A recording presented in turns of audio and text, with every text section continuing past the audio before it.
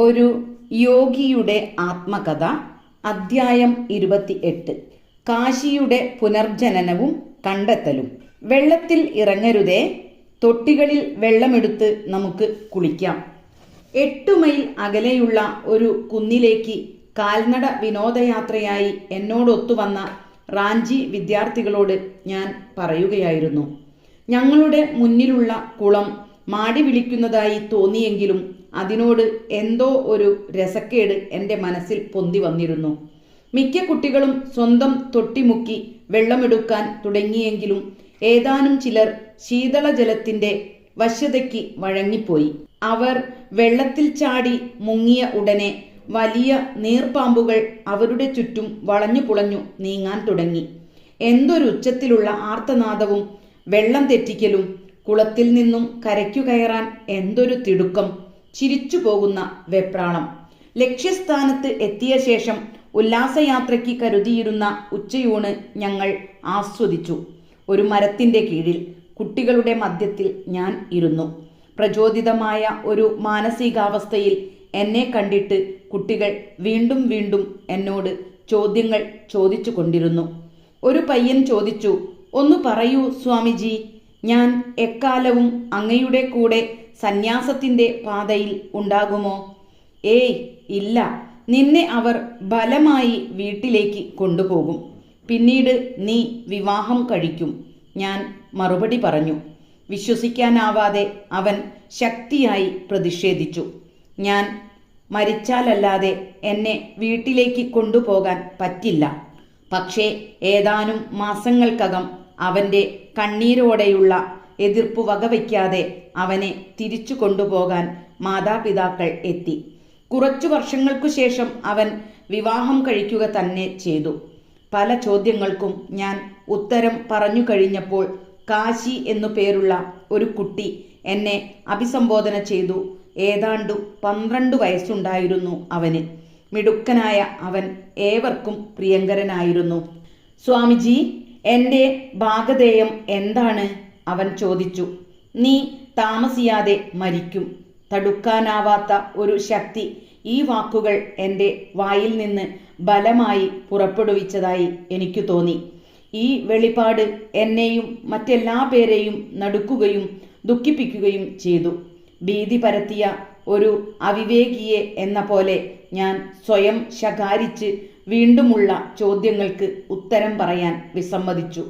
വിദ്യാലയത്തിൽ തിരിച്ചെത്തിയപ്പോൾ കാശി എൻ്റെ മുറിയിൽ വന്നു. "ഞാൻ മരിക്കുകയാണെങ്കിൽ ഞാൻ പുനർജനിക്കുമ്പോൾ അങ്ങ് എന്നെ കണ്ടുപിടിച്ച് ആത്മീയ മാർഗത്തിലേക്ക് വീണ്ടും കൊണ്ടുവരുമോ?" തേങ്ങലുകൾക്കിടയിൽ അവൻ ചോദിച്ചു. ബുദ്ധിമുട്ടേറിയ ഈ ഗൂഢവിദ്യയുടെ ഉത്തരവാദിത്വം ഏറ്റെടുക്കാൻ ഞാൻ വിസമ്മതം പ്രകടിപ്പിച്ചു. പക്ഷേ പിന്നീട് ആഴ്ചകളോളം കാശി എന്നെ ഒഴിയാതെ നിർബന്ധിച്ചു കൊണ്ടേയിരുന്നു. ഇനി ഒട്ടും പിടിച്ചു നിൽക്കാനാവാതെ അവൻ അവശനായി എന്നു കണ്ടപ്പോൾ ഞാൻ ഒടുവിൽ അവനെ സാന്ത്വനപ്പെടുത്തി. "ശരി, ഞാൻ വാക്കുകൊടുത്തു. ജഗൽപിതാവ് എന്നെ സഹായിക്കുകയാണെങ്കിൽ ഞാൻ നിന്നെ കണ്ടെത്താൻ ശ്രമിക്കും." വേനലവധിക്ക് ഞാൻ ഒരു യാത്ര പോയി. കാശിയെ എന്നോടൊപ്പം കൊണ്ടുപോകാൻ കഴിയാത്തതിൽ എനിക്ക് വേദനയുണ്ടായിരുന്നു. പോകുന്നതിനു മുമ്പ് ഞാൻ അവനെ എൻ്റെ മുറിയിലേക്ക് വിളിച്ചു. എല്ലാ പ്രേരണകളെയും ചെറുത്ത് വിദ്യാലയത്തിൻ്റെ ആത്മീയ സ്പന്ദനങ്ങൾക്കുള്ളിൽ തന്നെ നിന്നുകൊള്ളണമെന്ന് ഞാൻ അവനോട് അവധാനപൂർവം നിർദ്ദേശിച്ചു.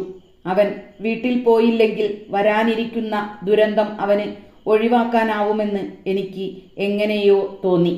ഞാൻ പോയ പുറകെ കാശിയുടെ അച്ഛൻ റാഞ്ചിയിലെത്തി. അയാൾ 15 ദിവസക്കാലം കാശിയുടെ നിശ്ചയത്തെ ഇളക്കാൻ ശ്രമിച്ചു. അമ്മയെ കാണാൻ 4 ദിവസത്തേക്കു മാത്രം കൽക്കത്തയ്ക്ക് പോയാൽ കാശിക്ക് തിരിച്ചു പോരാമെന്ന് അയാൾ വിശദീകരിച്ചു. കാശി ഉറച്ചുനിന്നു. പോലീസിന്റെ സഹായത്തോടെ കുട്ടിയെ കൂട്ടിക്കൊണ്ടുപോകുമെന്ന് അച്ഛൻ ഒടുവിൽ പറഞ്ഞു. വിദ്യാലയത്തിന് ഏതെങ്കിലും വിധത്തിൽ ഒരു അപഖ്യാതിക്ക് കാരണമാകാൻ ഇഷ്ടപ്പെടാഞ്ഞ കാശിക്ക് ഈ ഭീഷണി മനപ്രയാസമുണ്ടാക്കി.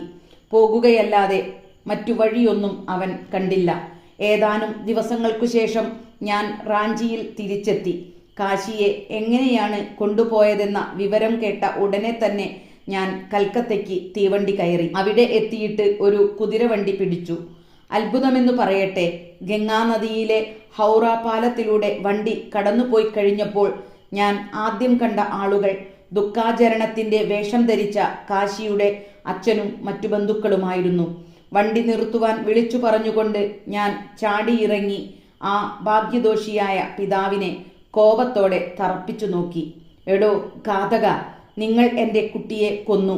ഏറെക്കുറെ അന്യായമായി ഞാൻ ഉറക്കെ പറഞ്ഞു.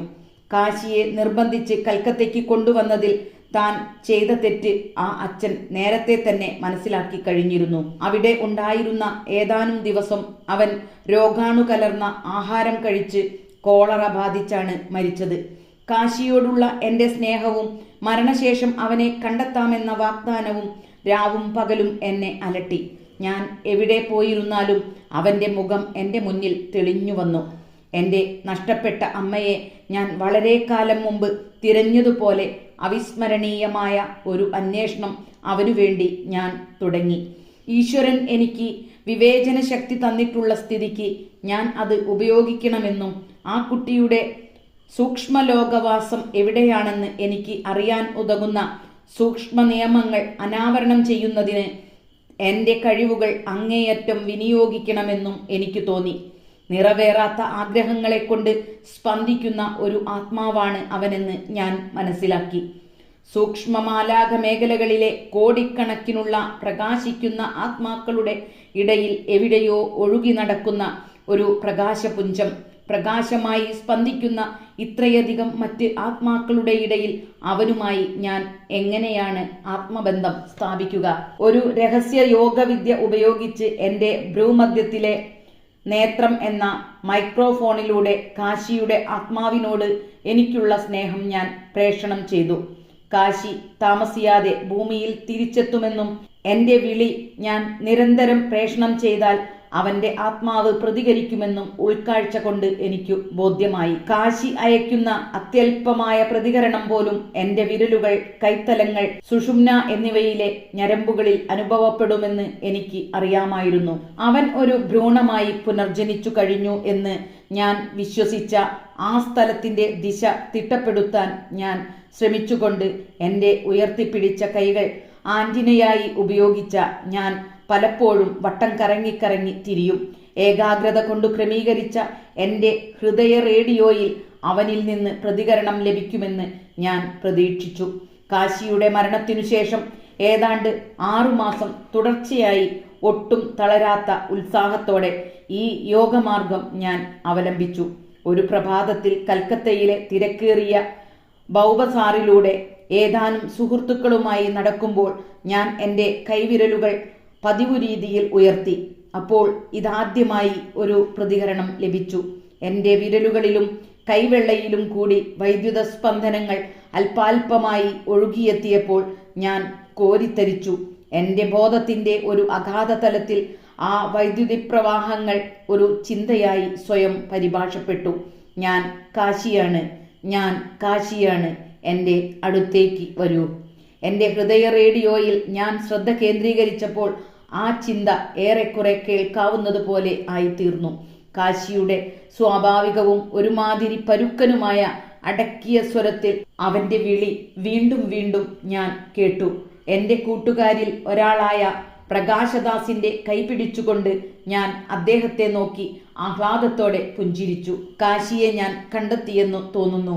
എൻ്റെ സ്നേഹിതർക്കും നിരവധി വഴിപോക്കർക്കും അവർ ഒട്ടും മറച്ചുവെക്കാത്ത നേരം പോക്കിന് ഇടയാക്കിക്കൊണ്ട് ഞാൻ നിന്നു വട്ടം കറങ്ങാൻ തുടങ്ങി. സർപ്പിളമാർഗം എന്നു അന്വർത്ഥമായി വിളിക്കുന്ന അടുത്തുള്ള ഒരു ഇടവഴിയെ അഭിമുഖീകരിക്കുമ്പോൾ മാത്രമേ എൻ്റെ വിരലുകളിൽ കൂടി വൈദ്യുത സ്പന്ദനങ്ങൾ ധരിച്ചിറങ്ങിയുള്ളൂ. മറ്റു ദിശകളിലേക്ക് തിരിയുമ്പോൾ ആ സൂക്ഷ്മ പ്രവാഹങ്ങൾ നിലച്ചു. ഈ വഴിക്ക് വീടുള്ള ഏതോ ഒരു അമ്മയുടെ ഗർഭത്തിലായിരിക്കും കാശിയുടെ ആത്മാവ്. സുഹൃത്തുക്കളും ഞാനും സർപ്പിളമാർഗം ഇടവഴിയിലൂടെ നടന്നു. എൻ്റെ ഉയർത്തിപ്പിടിച്ച കൈകളിലെ സ്പന്ദനങ്ങൾ കൂടുതൽ ശക്തവും വ്യക്തവുമായി. ഒരു കാന്തത്താൽ എന്ന പോലെ വഴിയുടെ വലതുഭാഗത്തേക്ക് ഞാൻ ആകർഷിക്കപ്പെട്ടു. ഒരു വീടിന്റെ വാതിൽക്കൽ എത്തിയപ്പോൾ നിലത്തുറപ്പിച്ച പോലെ നിന്നുപോയതിൽ ഞാൻ അത്ഭുതപ്പെട്ടു. അത്യന്തം ആവേശത്തോടെ ശ്വാസം പോലും അടക്കി പിടിച്ചുകൊണ്ട് ഞാൻ വാതിലിൽ മുട്ടി.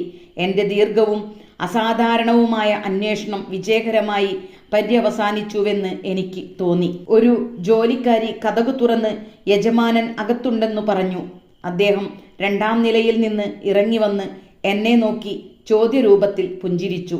എത്രയും ഉചിതവും അതേസമയം അനുചിതവുമായ ആ ചോദ്യം എങ്ങനെ അവതരിപ്പിക്കണമെന്ന് എനിക്ക് തീർത്തും അറിഞ്ഞുകൂടായിരുന്നു. അങ്ങും ഭാര്യയും കഴിഞ്ഞ 6 മാസമായി ഒരു കുഞ്ഞിന്റെ ജനനം പ്രതീക്ഷിക്കുകയാണോ? ദയവായി പറയൂ. അതെ, അതു ശരിയാണ്. കാവിധരിച്ച ഒരു സന്യാസിയാണ് ഞാൻ എന്നു കണ്ട് അദ്ദേഹം മര്യാദയോടെ തുടർന്നു. എന്റെ കാര്യങ്ങൾ അങ്ങേക്ക് എങ്ങനെ അറിയാമെന്ന് ഒന്ന് പറയുമോ? കാശിയെയും അവനു ഞാൻ കൊടുത്തിരുന്ന വാഗ്ദാനത്തെയും പറ്റി കേട്ടപ്പോൾ അത്ഭുതസ്തബ്ധനായ ആ മനുഷ്യൻ എൻ്റെ കഥ വിശ്വസിച്ചു.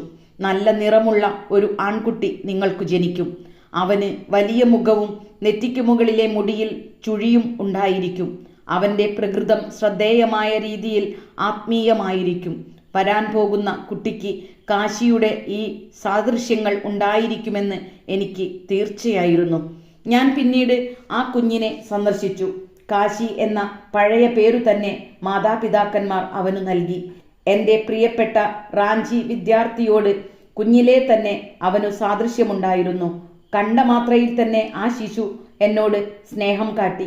കഴിഞ്ഞ കാലത്തെ ആകർഷണം ദ്വിഗുണീകരിച്ച തീവ്രതയോടെ തുടർന്നു. വർഷങ്ങൾ കഴിഞ്ഞ് കൗമാരത്തിലെത്തിയ അവൻ അമേരിക്കയിലെ എൻ്റെ താമസക്കാലത്ത് എനിക്ക് എഴുതി. സന്യാസം സ്വീകരിക്കാനുള്ള അവൻ്റെ അതിയായ ആഗ്രഹം അവൻ വിശദീകരിച്ചു. ഞാൻ അവനെ ഹിമാലയത്തിലെ ഒരു ഗുരുവിൻ്റെ അടുത്തേക്ക് അയച്ചു. പുനർജനിച്ച കാശിയെ അദ്ദേഹം ശിഷ്യനായി സ്വീകരിച്ചു.